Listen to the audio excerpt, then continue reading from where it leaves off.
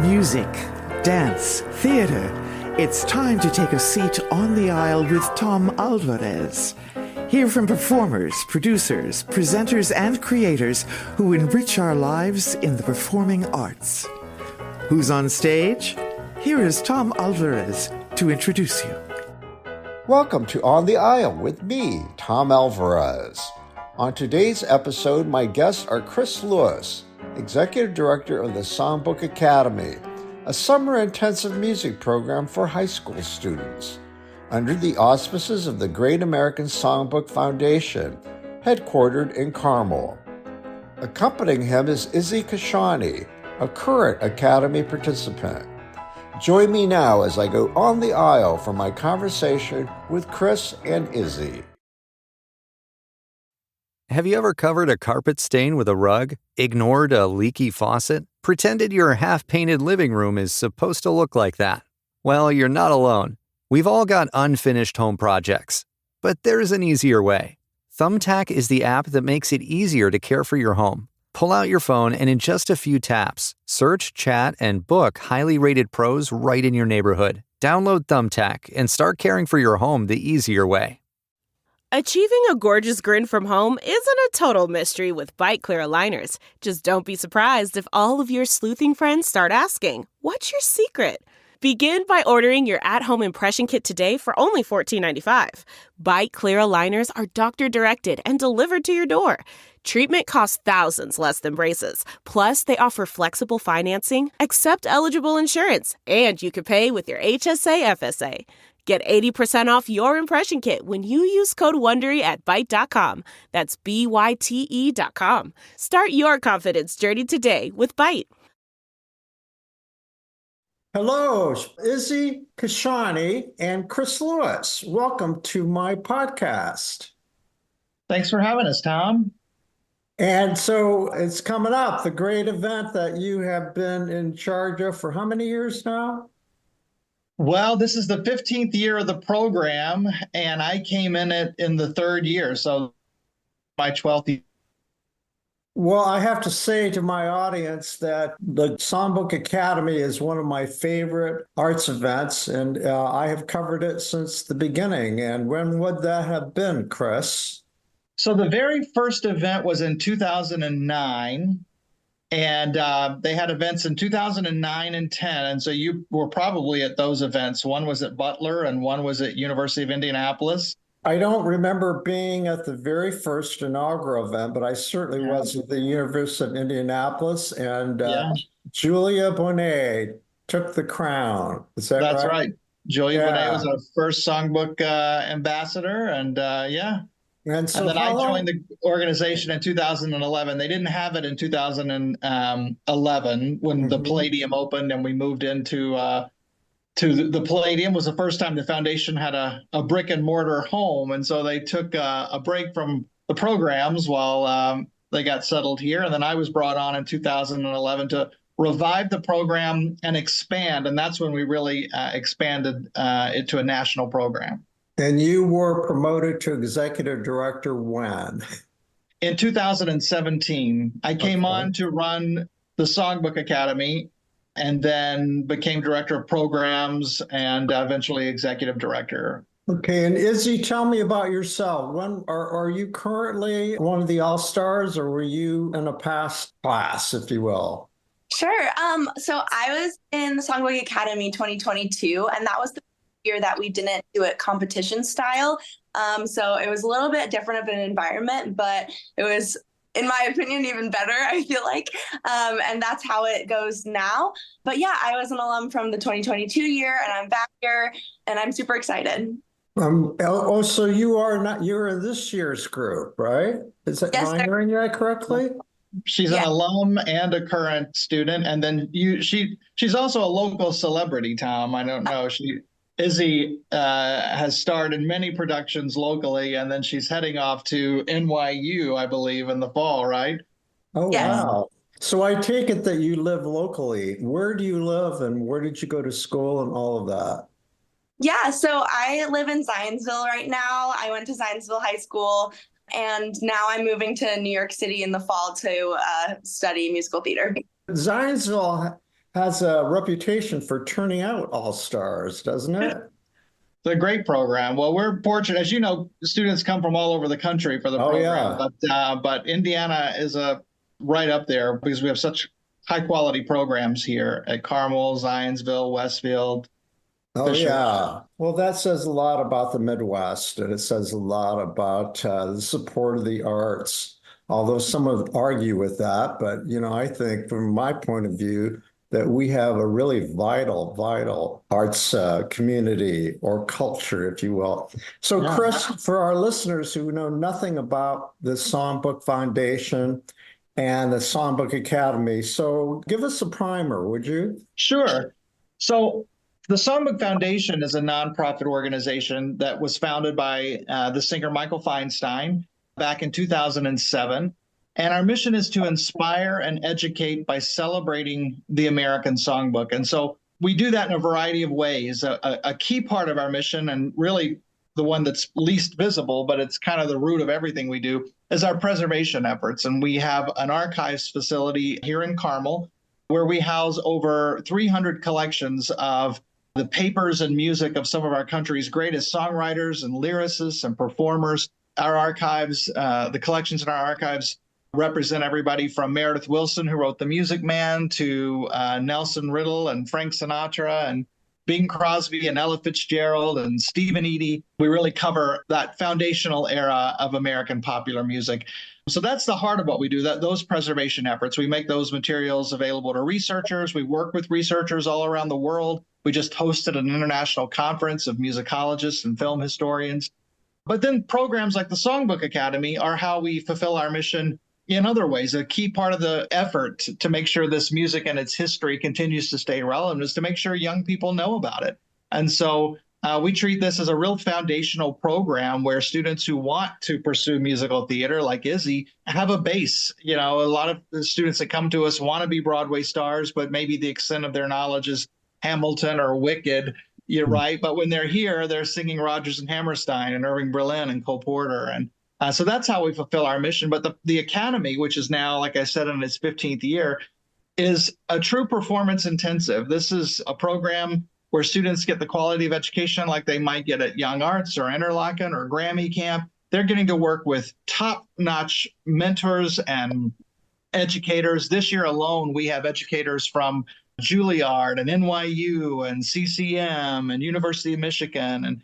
So they're getting to work with these incredible mentors, one-on-one instruction for an 8-day program.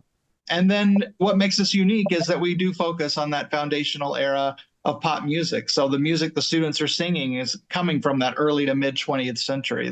Those composers I mentioned, the Gershwins and Irving Berlin and Dorothy Fields and all the great songwriters and lyricists. Again, not every student that comes through the program ends up being a performer, but just, a lot of them do. And this year alone, we've had students on Broadway in shows like Sweeney Todd and Kimberly Akimbo, and on national tours of Mean Girls and Fiddler on the Roof and Six. So it's exciting to see, and you've been there since the beginning too, Tom, to see the history of the program and where these students go and what they do after they leave here. It's really wonderful. Yeah, it's always exciting. When I watch the Tonys, I wonder to myself, hey, I wonder if any of those kids or any of those performers have been to Songbook. I would not be surprised. Oh, yeah. For a fact, people have been through the Songbook who are performing, right? Yeah, well, Nina, just this year. So yes, you did see students this year on the Tony Awards and last year too. Nina White, who was here several years ago, was in Kimberly Akimbo, which won the Tony, and they got to perform. And Kiri Corder, who you would have seen back in 2012 or 13, she was just in Sweeney Todd, and she's going to be here next week to talk to the students. Oh, that's wonderful. And Izzy, from your point of view, how has this opportunity, the former one and the one that you're going to be involved in next week, how has it affected your artistic life? Sure. Well, like Chris said, we're focusing on the golden age of music. And I think that has been really eye-opening for me because, we're surrounded by so much pop music, and especially with like social media nowadays, there's lots of things we can take in. And I feel like it's easy to miss some of the older things. So just getting to broaden my horizon with that genre of music has really opened up my music taste and everything, but also the opportunities with performing that they've given me afterwards has been really amazing. They always do a Christmas and holiday open mic kind of thing, and those little opportunities and bigger ones have been really fulfilling throughout my years in high school, and I know that they continue to support even after that, which is really huge and unique. Tell my audience about how special. One of the things that I've loved watching, and every time we talk, Chris, we bring this up, the other feature of the Songbook, the whole network that has been developing now for the last 10 years of you performers staying in touch with each other via groups and texts and whatever. Have you been doing that consistently, Izzy, since the last Songbook Academy? Oh, sure. I mean, even though it's just a week, like we make lifelong friendships for sure. I saw a bunch of my songbook friends at college auditions this year. And I have a friend, Ava, who was also an alumni my year, goes to NYU Tisch too. So I'll see them there. And it's just been really nice to know that you have that group of people who get you and are willing to help you out wherever you're at. And they're all over the country. They're everywhere. So that's huge. So do they go as far as, for instance, when you land in New York, you're going to network together, give people heads up about certain auditions or spread your name around, all those kinds of things? Does that happen? Sure. Mm-hmm. I'm sure it does, yes. That's, it's a lot like what they used to call the old boy network. So you guys have got a network too, right? Yes. We've got the alum network, and it is great now. There's enough history where we usually do have students at the schools like NYU, forget it. You've got Ava, but we've got so many alums in the city there that it is like a little network, and we'll try to connect people too. But that happens at all the colleges. I mean, we now have kids from all over the country, so we try to make those connections whenever we can. And then sometimes auditioning for colleges. That's the other thing with this program. You might work with someone who's on the audition panel at the university you want to go to, and you've worked with them and you get to know them. And so it's another, advantage of being a part of this program and this network. You have students in Chicago and LA as well. Oh, Chicago, LA, New York, Florida. This year we've added states that we haven't had before. I think Utah, we have a student coming from Utah. So we pretty much covered just about the 50 states. At least the 48 continental states. But yeah, we have students all over. You've always had representation and you've always been inclusive and diversity. Is that any different this year? No, it's always been a goal, but I will tell you, Tom, and I appreciate you saying that because it is inclusion is one of our core values here at the Songbook Foundation. It's something we try to live up to, every day. But several years ago, we really set a goal for ourselves with the program to make it more inclusive and more diverse because we heard from the students. We heard the students because, we surveyed the students after the program every year, and that's how we grow and expand the program is learning what worked and what didn't and what students want. And what we heard from them is they wanted a program that was more representative. They wanted to see themselves in the organization and the program. And so we made a conscious effort to expand our staff and our network. And I think that is clearly obvious in the staffing of the last few years. I mean, we have, a lot of diversity coming in all facets from, racial diversity to genre and area of focus and skills. And so I'm proud of that. Of course, there's always so much more we can do and will do, but it is a primary goal of ours. And I appreciate you noticing that and commenting on that, but it is something we work very hard at. Well, yes, because of my own background, I definitely keep an eye on representation, and I'm thrilled to see that this was even going on. It didn't start with Black Lives Matter, but things got sped up. Don't you agree with the Black Lives Matter movement?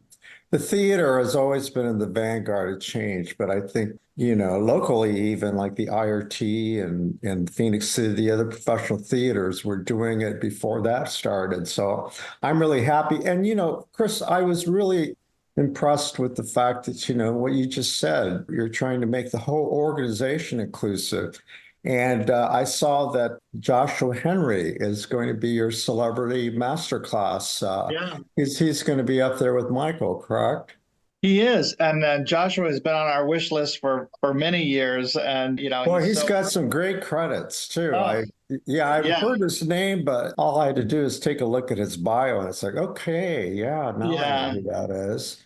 amazing, amazing voice, fine actor, and we are really thrilled to have him here. And I believe he and Michael have worked together. At least I know they know each other, so it's going to be fun to see them on the stage together at the masterclass, which is Tuesday this year at 2 o'clock here at the Palladium, and it's a free event. So anyone who wants to see Joshua Henry and also wants to see the Songbook Academy, what happens during the week, it's the best example.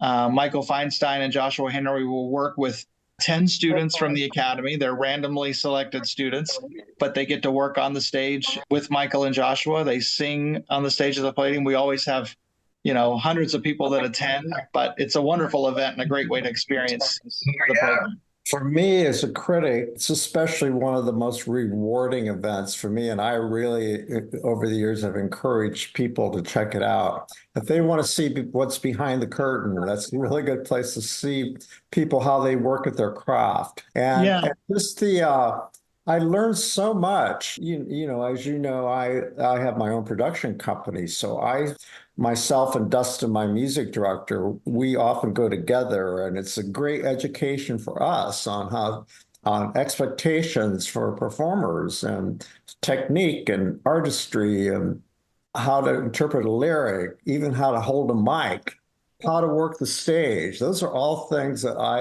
I don't know because I'm associated with it directly, but I think just the typical audience member will really find it fascinating. Do you get that kind of feedback from people?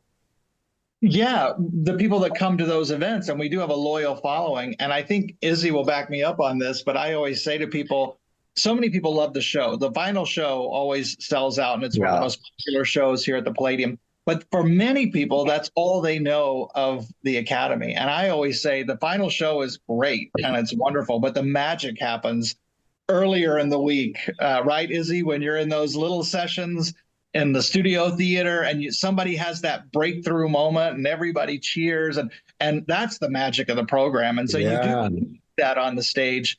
And Michael in particular, Michael Feinstein, has really this unique ability to find the one thing that can transform a performance. He's such a wonderful interpreter of lyrics. And so he sometimes can hear or see something and with one comment make a change that is transformative and the audience feels it. But do you agree with that, Izzy? Oh, yeah.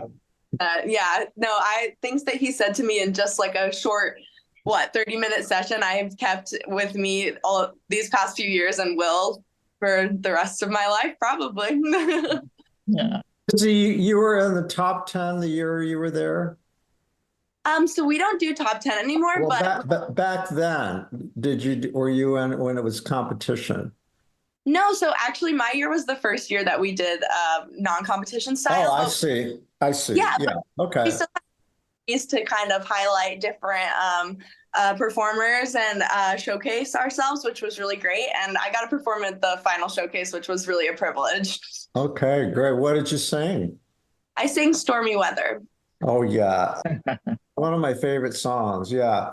So, Chris, who are the kids from? I mean, just generally from all over the country? Yeah. You mentioned that there are new states. You mentioned new states, but yeah, we have 14 states represented this year. And so we do have several from the Midwest, from Indiana and the Midwest, but then both coasts are represented. We've got students from Texas and Louisiana. We've got students from Georgia and Florida and Utah.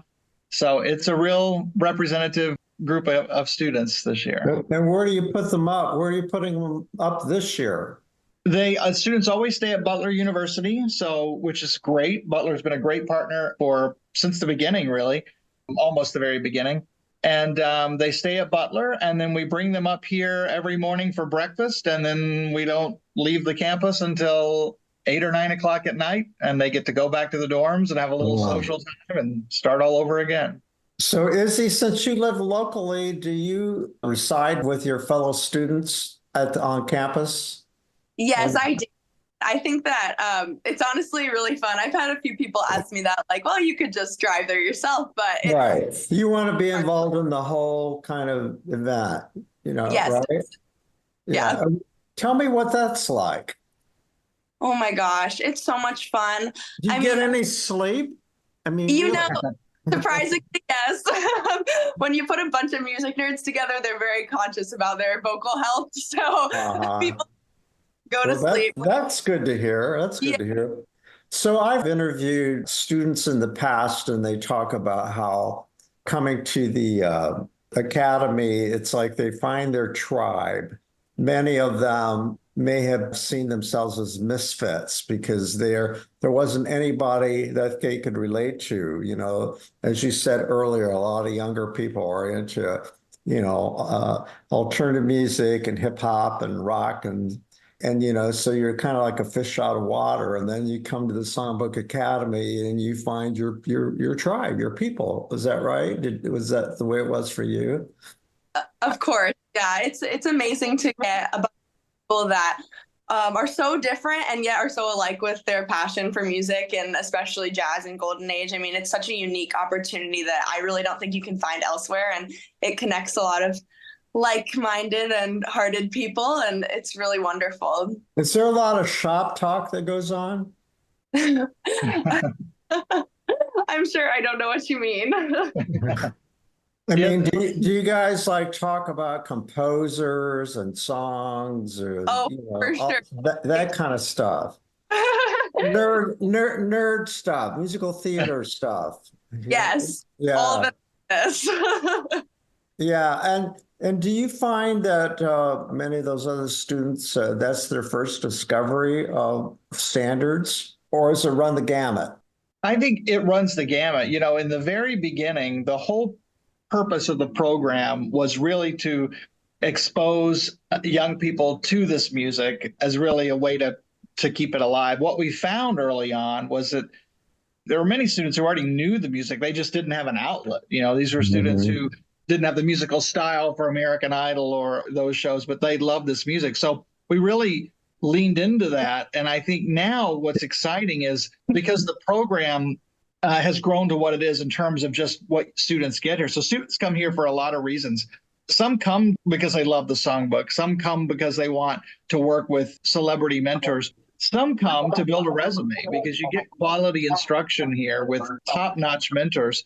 And so, what we're finding is that there is a good mix here. There's students who love the music and they're passionate about it. And then there's students who actually learn one or two songs from the songbook just to come to the program. Like they didn't know it. And then so when they're here, they learn, more about the history. And we do spend some time doing that. We take the students over to the archives. We give them a tour. We show them the collections. They get to see things that belong to Frank Sinatra and Ella Fitzgerald. And so we immerse them in the history. But it runs the gamut. They're songbook nerds like me, and that's how I would have been in high school. And then there are students who come here to learn the music. And of course, do a lot of the students, did they by any chance grow up listening to it from their parents or their grandparents? Well, I would think this generation is more their grandparents. Is that the case?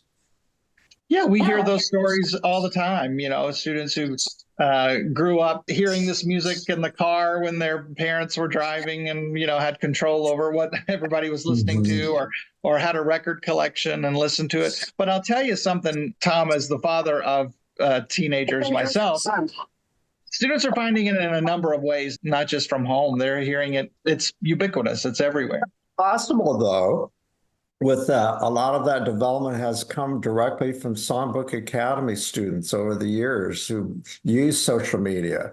It's possible. Yeah, well, we always say we're a network. Yeah, we always say we're planting seeds. So you're right. You never know how things will come to fruition. Well, it just proves that the music is timeless. So, Chris, for the audience's sake, for those who have no idea what the Great American Songbook is, tell us about it. Sure. Well, I get this question a lot, and I always start by saying, first of all, people really argue over the definition of the Great American Songbook, but I'm going to give you the official one because we're the Great American Songbook Foundation. First of all, that phrase, that title, we really don't know where it came from. No one can pinpoint exactly where that term originated, the Great American Songbook. It's come to mean a lot of different things. For us, it just means music that lasts beyond the time that it was written. And that's the part people argue about. Scholars will argue, is it 50 years? Is it 70 years?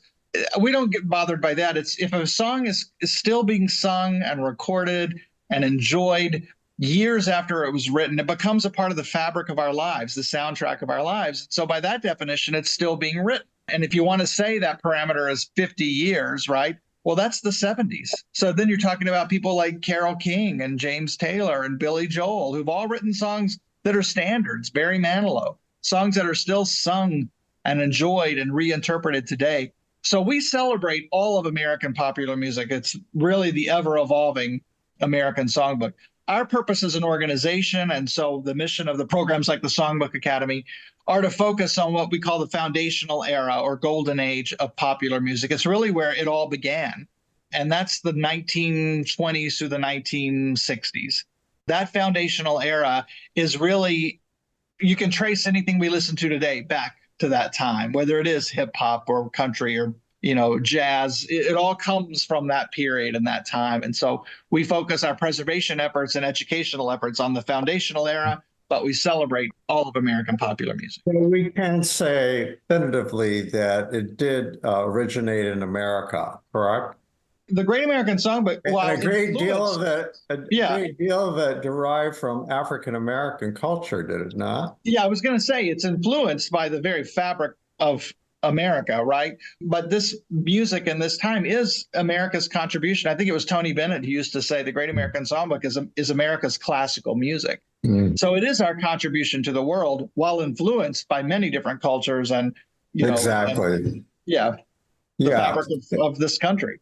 And I don't know if Michael Feinstein, if he came up with this but he also often answers the question about what do you consider Great American Songbook? He says anything that stands the test of time. That's really it. That's really it. We give an example. We have an exhibit here at our Palladium office, which is open every day, 10 to 4 and free to the public. So anybody who's looking for something to do can come visit our exhibit.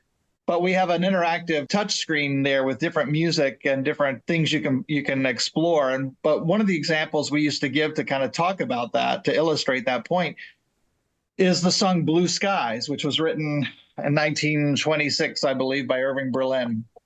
And so we'll play the Doris Day version, which is the quintessential swing version of Blue Skies, right? It's exactly what you think of when you think of Great American Songbook. But right next to it, we've got a recording of Willie Nelson singing it in 1976 with his Grammy-winning album, Stardust. And it sounds like a completely different, it sounds like a Willie Nelson song. And so when you think about that and how that song stood the test of time and could be reinterpreted, I mean, that's the key part, is can it be sung? This period of time, the songwriters were the stars. A Jimmy Van Heusen or Johnny Burke or, Irving Berlin would write a song and everybody sang it. Now, Frank Sinatra might end up with the quintessential version of it, but everybody sang the song. Today's pop music is different.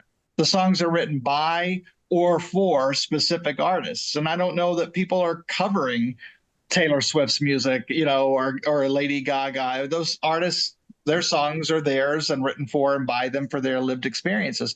So we'll know in 20, 30, 40 years if they're part of the Great American Songbook, if people are singing and reinterpreting their songs. So, Izzy, what's your guess about Taylor Swift's music? That's a great question. I don't know. I mean, obviously she's highly popular, and I myself am definitely a fan of her song. And Beyonce too. Two of the biggest pop stars in the world. I guess there's no way of knowing until later on. It's fun. It's fun to think about, though, right? It's what Chris just said about standing the test of time. What's popular today? Is it going to hold up? Will other people be covering that into the decades? It'll be interesting to see how that all pans out. You're a great example of the quality of performers. When I attend those events, Chris, I sit there and I'm dumbfounded because I've been covering the arts for 40 years. I've seen the best, Yeah. and I'm always astounded. I just try to imagine if I will see those people on stage in New York. Right. And I have, so Yeah. it's a marvelous, marvelous thing. Michael's vision, and this is his favorite activity. And he looks forward to it of all the incredible things that he does. This academy is nearest to his heart, and he regards the All-Stars as his kids. He said, I don't have any kids, but these are who I regard as my children. So yeah, no, he enjoys working with the students, and he's never said this, but I kind of liken it to his experience. When he was 19 or 20, he got to work with Ira Gershwin for the last few years of Ira Gershwin's life, and that was his hero and mentor. And I see him working with the students and then the people we bring in, just the mentors we bring in. It's sort of really providing that experience to today's young artists. It impacted his life, and really those early years, we're the result of that. The starting of this foundation and the preservation work all comes from that time. And so I look at what happens at the Academy very much like that. I think we're providing those opportunities, and sometimes students, you get to work with a lot of people and a lot of feedback, but sometimes you find that person, or you hear that that nugget of wisdom that changes everything for you, and that's what's exciting. Izzy, what are your impressions of Michael? Oh my goodness. I mean, I have to admit, the first year I was super scared to meet him because, it's a big name for sure.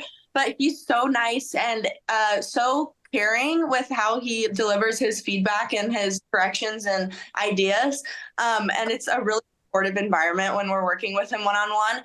And yeah, I couldn't have been happier with how my experience was with him. I'm excited to work with him again for sure. I'm always interested in those master classes. You can see how, the students, some, not all, are insecure or intimidated when they go up on that stage. For anybody, now, especially now they have that big audience. So you're not only performing in front of all these people in the Palladium, there's Michael Feinstein and some celebrity. It's like, my God, I can't imagine what their nerves are like. And then on top of that, you've got your peers out there too, which is part of it, isn't it? I just admire what it takes for the students to go through that. But you see during the course of the master class how their body language changes and their confidence grows. And then if you go to all the events, then you can see how those who are in the master class actually take the direction or the advice that they were given, and you see it in the final performance. That is such a cool thing, of course, is that, is my impression on spot, Chris? Yeah, I think so. And I think if people, I'll just make a plug, but to see what you're talking about, people can come to the show on July 20th. That's the final show, and that's the culmination of the whole week. And it really is, as he alluded to it too, with the changes of the program. This final show now is really a bigger, more expanded show that is really much more mission focused in that it celebrates the songbook, and all 40 students get to sing on that stage. Some have solos, longer solos. Everybody has a solo moment, and they're teams that do these group medleys that celebrate different composers and different themes. We have group numbers, choral numbers, and it's really an extravaganza. And it really is a chance to see the next generation of artists who are going to carry the torch for the American Songbook and whatever they pursue. And you can see that at the Palladium. It's next Saturday, the 20th. Let's give dates for everything going on and times. Sure. So I'll start with the first. The public event is on Tuesday, the 16th. at 2:00 in the afternoon. That's the public masterclass with Michael Feinstein and Joshua Henry. That's on the stage at the Palladium. It's a free event. You register for tickets or you can get them at the door, but it is a free event. Do you sit anywhere at that? I believe they're general admission seats. Yeah. Yeah. Okay. So All right. anywhere. And then Thursday, the 18th, that's the Songbook Showcase. And that we're the evening this year. It's always been in the afternoon, but now it's going to be at 7:00 in the evening. So people can come after work and, kind of broaden the audience. And that is a really wonderful opportunity because that's the only time during the week that every one of the students, all 40 students, will stand on the stage and sing their one big number. And so it's a beautiful lighting, sound, everybody gets their moment to shine. And that night, unlike years past, because we're moving it to the evening and it is more of a show, one of our guest mentors, the Grammy-winning singer and band leader Nicole Zaritis, and Michael Feinstein is going to perform at that show. So you're going to get even more for your donation. And that show is free with a donation ask for that, what you can pay. And then Saturday, the 20th, is the final concert. That's the culmination of the whole week's events. That takes place at the Palladium stage, 10:00. It is a ticketed event, and its tickets can be purchased at thecenterpresents.org, the Palladium website. You can get tickets there, and that really is an extravaganza, and it is one of the most popular shows here at the Center for the Performing Arts. Chris, I ask you this every time we talk because it's my beat, but I wonder in terms of the exposure you've received over this event, have you captured the attention of more national press? We do. We get some national press, and this year we have a new communications strategist who is a Songbook Academy alum, by the way, Tom. Madeline Steurer was here in 2015, and now she went away to college. Was working, in her career, and now she's back here as our communications strategist. But she's been working to get some press all across the country, wherever the alums are from, and we. That's great. When is that documentary about the Songbook Academy happening? It's funny you mentioned that. We're having talks as we speak. Yeah. Really? It's long overdue. Yeah. Well, it's definitely something we want to do, and I think it's it's more the time now, and sure. We wanted it since the beginning, but I think the direction the program's going, and we have some history and really what we're doing, we're getting closer to the time to be able to tell that story. And let's have an update on the Hall of Fame. Talk about that for those who aren't familiar with that being in the works. Yeah, sure. Well, we have a Hall of Fame, and we induct people every year. And I think you're probably talking about the museum, the actual. Yeah, I am. Brick and mortar. Yeah.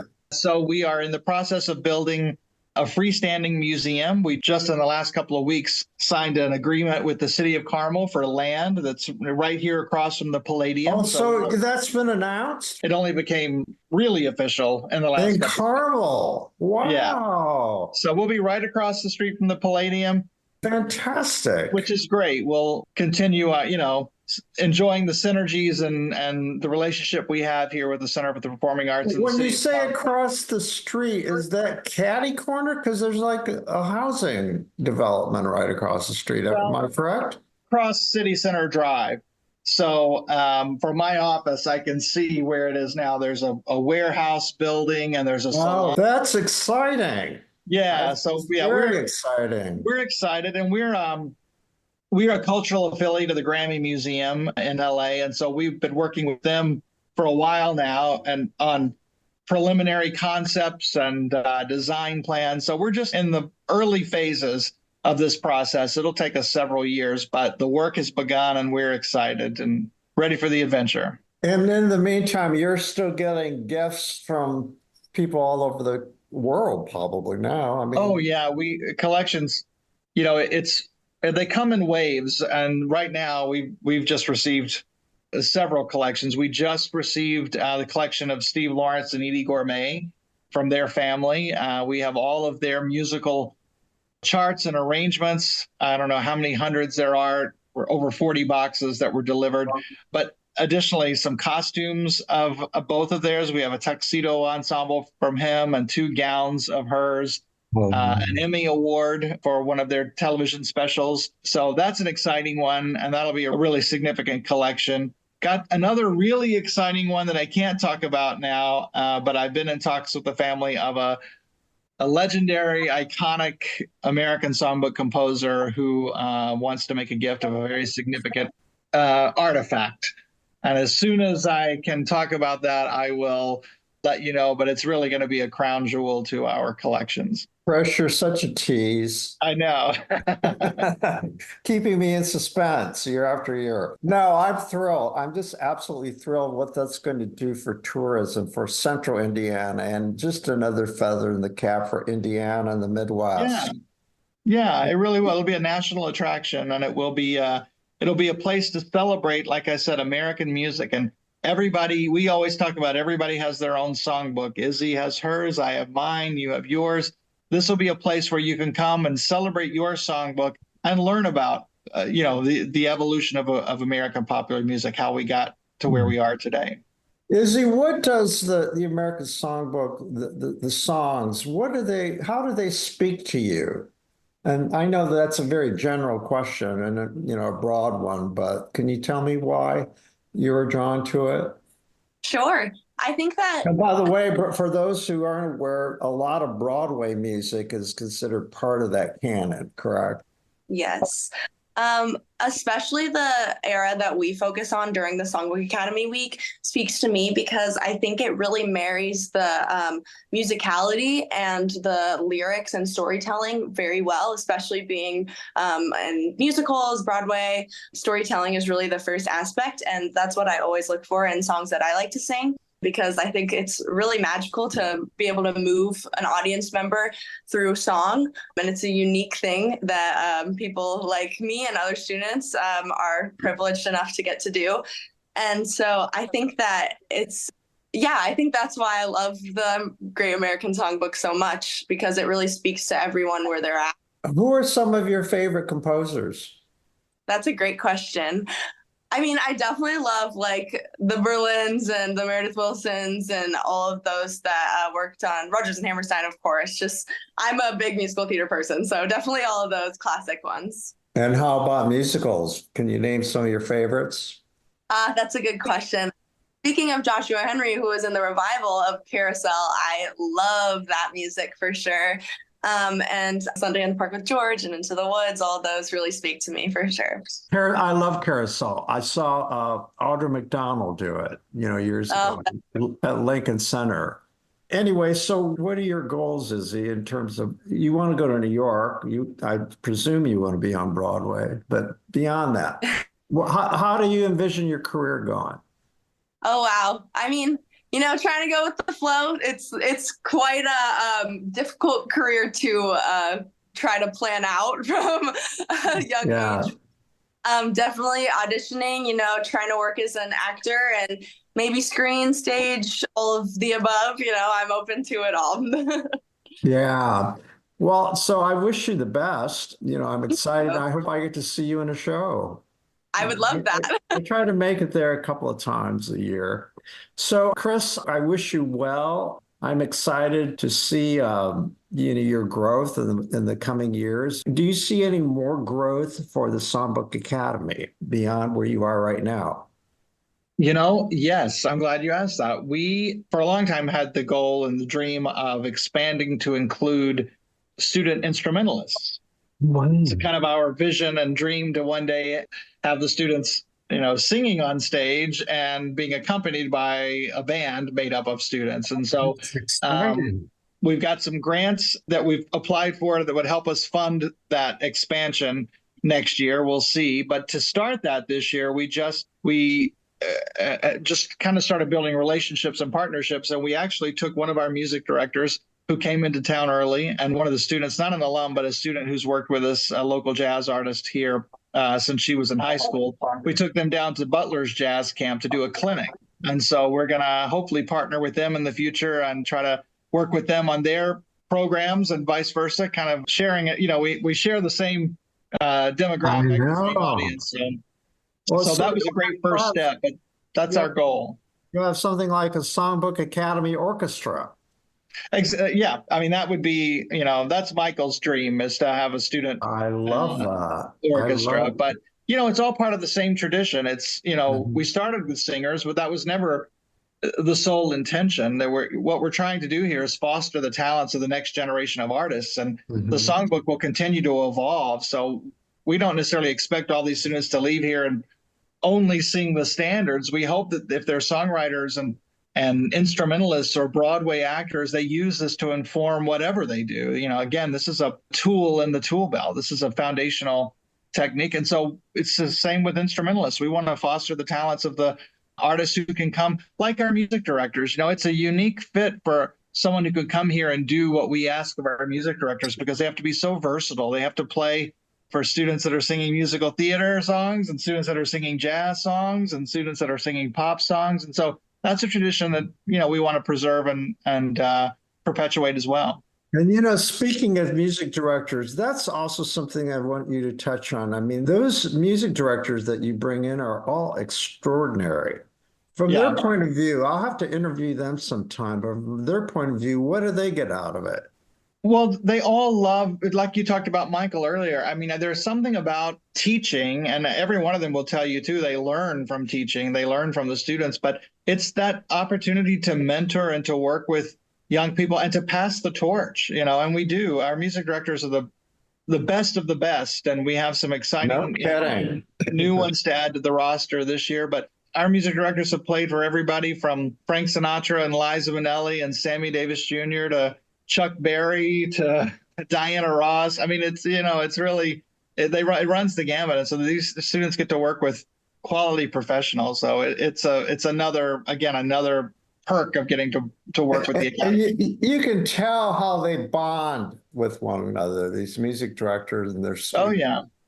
Yeah. You can just see that connection that they all have with their music directors. Yeah. It's really inspiring. Well, I love what you do, and I'm thrilled that I get a chance to plug it for all of my listeners. And, now that I have access to a wider audience via the internet, hopefully people everywhere will hear this and get involved. How can they help? How can Sure. Well, first of all, I want to thank you for all you've done to help over the years. You've been such a great champion of the organization and of the Songbook Academy since the very beginning. So thank you, and thank you for what you do for the arts community. As far as the Songbook Foundation, people can visit thesongbook.org to learn all about us. They can learn everything about the exhibits we have, the collections we have, our preservation work, our events, and they can also find ways to support us. And there are a number of ways to support us. Financial support's always great, but we also rely on volunteers to help us, and we rely on collection donors. And so there are many ways to get involved with the organization, but they can learn all about us by visiting thesongbook.org. They're going to be showing up in Carmel at some point to see the new museum, but in the meantime, you've got a gallery that people might want to visit when they're in these parts, right? Tell them about it. We do. We have an exhibit here in the Palladium that's in Carmel that's open every day, 10 to 4, and then before shows here at the Palladium. So if you're coming to a concert up here, you can pop upstairs and see it. Our current exhibit is called From the Jazz Age to Streaming, the 1920s and the 2020s. And we really look at those two times, the points in time, and compare them through the lens of music and pop culture. And historically, there were a lot of similarities. There was a global pandemic in the early 1920s, just like the 2020s. There was trouble in the Middle East. There were racial tensions and political stress in the country here itself. So a lot of similarities between the two times. There were also huge advances in technology. Radio came into its own, and so music could be shared on a much broader scale, and people could enjoy music in a different way. The recording process changed how we make music. And then, of course, today we've got the internet and TikTok and YouTube. And so you can come here and learn about that. You can learn about the artists who made a huge impact in both of those eras. So you can learn about Bessie Smith, and you can learn about Taylor Swift and how she's taken on the music industry. So it's a real representation of what we want to do with the museum. You can come in this exhibit and you can explore the classics, and then you can learn about the contemporary artists as well. So it's a real blending of the two. A lot to experience, Chris, so much. Yeah. And Izzy, is there anything that I haven't asked you that you would like to comment on before I take my leave? No, I think you covered it all. Okay, well, it's great seeing you. Good luck with your career. You have such talent, and I know that you will achieve a lot. So, and Chris, good luck.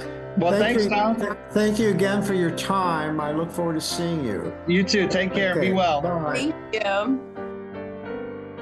Our thanks go out to our media sponsor, Urban Times. Urban Times is a monthly news magazine which serves as the official neighborhood newsletter for 16 Indianapolis neighborhoods, offering news about development, arts and entertainment, and from the business community.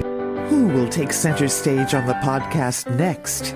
Your seat on the aisle with Tom Alvarez awaits.